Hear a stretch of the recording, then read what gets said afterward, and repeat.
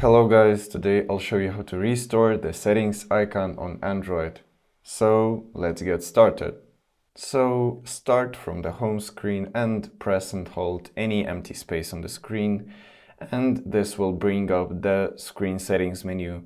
Open the settings and scroll down to the Hide Apps tab and deselect Settings, and then tap Done. And this should put back the settings on your home screen. And the second method, search for the app using the app drawer.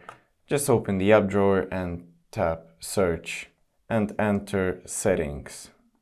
Then hold it and tap Add to Home.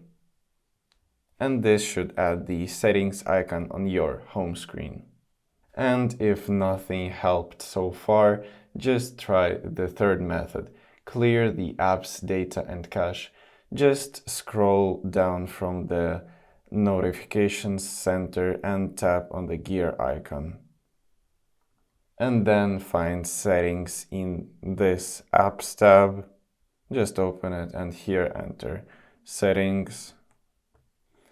Then scroll down until you see storage and tap clear cache and clear data.